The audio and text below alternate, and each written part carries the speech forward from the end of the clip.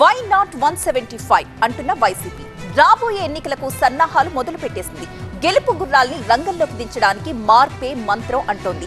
ఒక్కరోజే ఒక్కసారి 11 నియోజకవర్గాల ఇన్ఛార్జీలను మార్చేసింది. మార్పు మంచికే, రాబోయే ఎన్నికల్లో గెలుపుకే అంటోంది.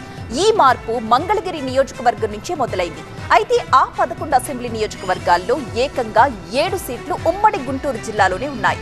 అసలు గుంటూరు జిల్లాలోనే ఇన్ని స్థానాల్లో ఇన్ఛార్జీల మార్పు వెనుకున్న మర్మమేంటి? ఆపరేషన్ గుంటూరు వెనుకున్న అసలు స్ట్రాటజీ ఏంటి?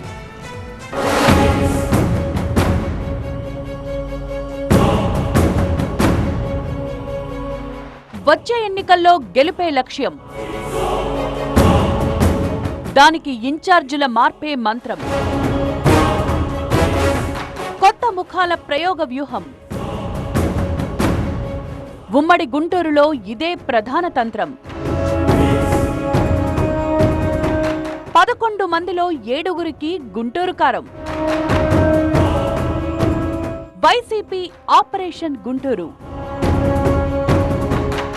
రాబోయే ఎన్నికల్లో గెలవాలంటే మనం మారాలి. అసెంబ్లీ నియోజకవర్గాల ఇన్ఛార్జీలను మార్చాలి. వై నాట్ 175 అనాలి అంటే మార్పు తప్పదు.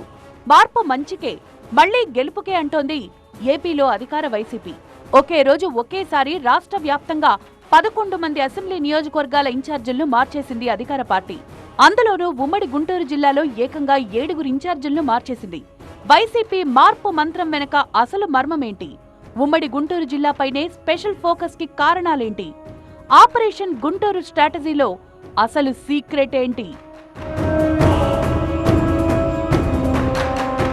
జనం ఉండాలి, జనంతో ఉండాలి, జనం నుంచి మార్కులు పడాలి, లేకుంటే అసెంబ్లీ ఇన్ఛార్జి పదవి ఊడిపోతుంది.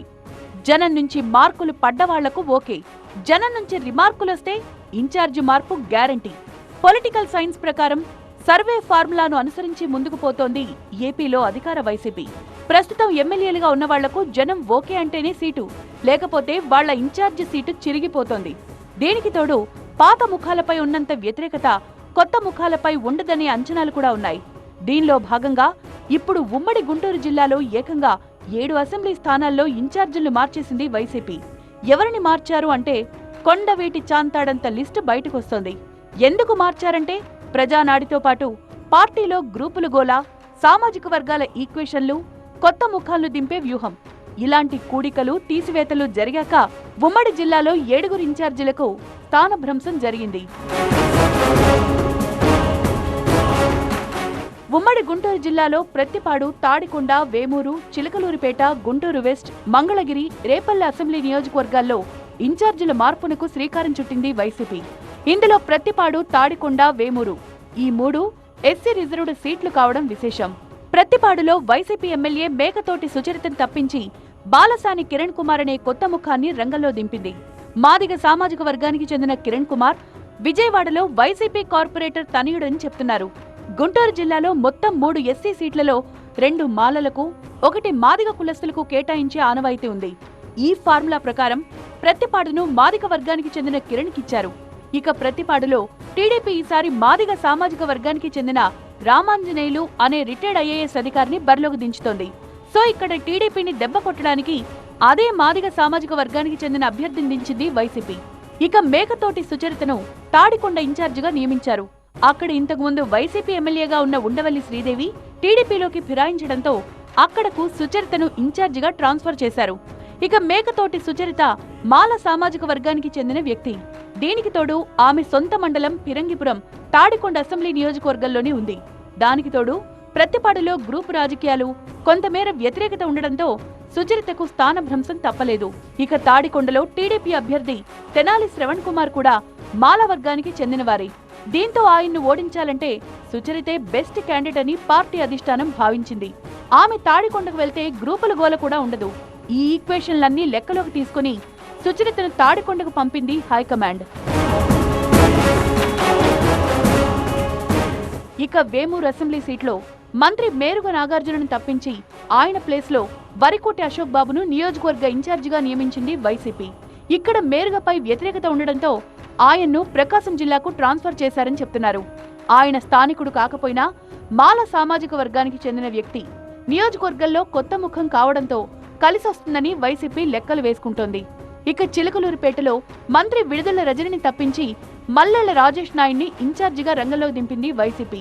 ఇక్కడ కమ్మ కులానికిస్తే వర్కౌట్ అవ్వదని లెక్కలు వేసుకుని కాపు సామాజిక వర్గానికి చెందిన రాజేష్ కు ఇన్ఛార్జి బాధ్యతలు అప్పగించింది అధికార పార్టీ. ఇక్కడ వైసీపీ నేతలు మర్రి రాజశేఖర్, ఎంపీ శ్రీకృష్ణ దేవరాయలతో పొసగకపోవడం వల్లే రజనికి స్థానభ్రంశం కలిగిందంటున్నారు. దీనికి తోడు ఇక్కడ కాపుల ఓట్లు 25,000 వరకు ఉన్నాయి. దీంతో మల్లెల రాజేష్ కి ఇన్ఛార్జి పదవి ఇచ్చారంటున్నారు. చిలకలూరుపేట నుంచి తప్పించిన విడుదల రజనికి గుంటూరు వెస్ట్ ఇన్ఛార్జి బాధ్యతలు అప్పగించారు. అక్కడ కాపుల ఓట్లు, బీసీల ఓట్లు గణనీయమైన సంఖ్యలో ఉన్నాయి. విడుదల రజని భర్త కుమారస్వామి కాపు కులానికి చెందిన వ్యక్తి. ఇక్కడ ఎస్సీల ఓట్లు కూడా పెద్ద సంఖ్యలోనే ఉన్నాయి. ఈ వర్గాల ఓట్లు రజనిని గట్టెక్కిస్తాయని వైసీపీ అంచనా వేస్తోంది. ఇక్కడ టీడీపీలో గెలిచి వైసీపీతో సన్నిహితంగా ఉన్న మద్దాలగిరి వైశ్య సామాజిక వర్గానికి చెందినవారు. ఆయనకు నియోజకవర్గంలో పెద్దగా పట్టు లేదు. ఇక్కడ స్థానిక వైసీపీ లీడర్ లేళ్ల అప్పిరెడ్డి బలమైన నేత. ఆయన అండ కూడా ఉంటుంది కాబట్టి విజయం నల్లేరు మీద నడకని భావించి రజనికి ఇక్కడ ఇన్ఛార్జిగా బాధ్యతలు అప్పగించారు.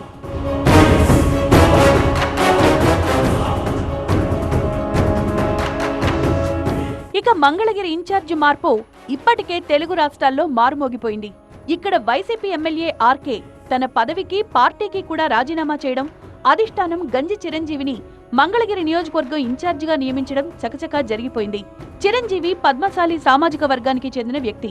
మంగళగిరి టౌన్లో ఆ సామాజిక వర్గం ఓట్లు అత్యధిక సంఖ్యలో ఉన్నాయి. రాబోయే ఎన్నికల్లో ఇక్కడి నుంచి టీడీపీ తరపున లోకేష్ బరిలో దిగితే అతన్ని ఎదుర్కోవడానికి తన సాంప్రదాయ ఓటు బ్యాంకుకు పద్మశాలి ఓటు బ్యాంకు తోడవుతుందని వైసీపీ లెక్కలు వేసుకుంది. ఇక గత ఎన్నికల్లో రేపల్ అసెంబ్లీ సీట్లో వైసీపీ ఓడిపోయింది. అక్కడి నుంచి టీడీపీ తరపున అనగాని సత్యప్రసాద్ గెలిచారు. ఆయన గౌడ సామాజిక వర్గానికి చెందిన వ్యక్తి. దీంతో అదే సామాజిక వర్గానికి చెందిన ఈవూరు గణేష్ ను రేపల్ల ఇన్ఛార్జిగా రంగంలోకి దింపింది వైసీపీ. గణేష్ తల్లి ఈవూరు సీతారావమ్మ ఇదే నియోజకవర్గం నుంచి గతంలో 2 సార్లు టీడీపీ ఎమ్మెల్యేగా గెలిచారు. గణేష్ ను రంగంలోకి దించడం వల్ల గౌడ్స్ ఓట్లతో పాటు స్థానికంగా వైసీపీకి పెద్ద దిక్కుగా ఉన్న ఎంపీ మోపిదేవి వెంకటరమణారావుకు చెందిన మత్స్యకార వర్గ ఓట్లు కూడా పడతాయని వైసీపీ భావిస్తోంది. ఇలా 2 బలమైన బీసీ వర్గాల ఓట్లతో పాటు ఎస్సీల ఓట్లు తమ విజయానికి బాటలు వేస్తాయని వైసీపీ లెక్కలు వేసుకుంటోంది. ప్రజానాడిని బట్టే ఇన్ఛార్జీల మార్పు జరిగిందంటున్నారు ప్రభుత్వ సలహాదారు సజ్జల. వైఎస్ఆర్ కాంగ్రెస్ పార్టీ 2024 ఎన్నికలకు సమాయత్తమవుతోంది. అందులో భాగంగా ఇంతవరకు జరిగిన వాటిని రివ్యూ చేసుకుంటూ అల్టిమేట్ ప్రజలకు సేవ చేసే దాంట్లో ముందుండాలి. అందులో మనకు సంబంధించినంత ప్రజలలో మమేకమై ప్రజల్లో మనం ఏ రకంగా ఉన్నామనేది బేరీజ్ వేసుకుంటూ ఒక్కొక్కసారి ఇంతకంటే మెరుగైన ఫలితాలు వచ్చే వాళ్ళు ఉంటే వాళ్ళని మారుస్తూ వీళ్ళని ఇంకో సర్వీస్కు వాడుకుంటామనే సిద్ధాంతం పాలసీ ఏదైతే ఉందో దానికి అనుగుణంగానే ఈరోజు జరిగాయి. కాబట్టి దీన్ని వేరే రకంగా చూడాల్సిన అవసరం లేదు. ఇన్ఛార్జీల మార్పుపై తెలంగాణ ఫలితాల ప్రభావం కూడా ఉందని చెప్తున్నారు. మార్పు మంత్రంతోనే మళ్లీ గెలిచేందుకు వైసీపీ వ్యూహం సిద్ధం చేసినట్లు కనిపిస్తోంది. దానిలో భాగంగానే ఆపరేషన్ గుంటూరు పేరుతో భారీ ప్రక్షాళన చేపట్టింది.